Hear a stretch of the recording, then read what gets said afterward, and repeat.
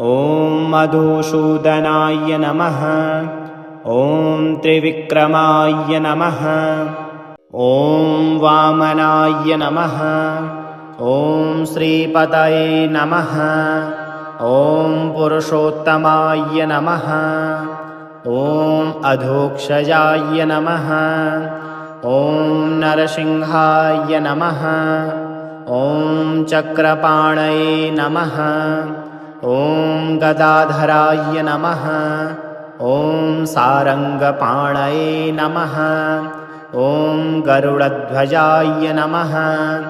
ॐ मुकुन्दाय नमः। ॐ उपेन्द्राय नमः। ॐ विश्वम्भराय नमः। ॐ जगन्नाथाय नमः। ॐ देवकीनन्दनाय नमः। ॐ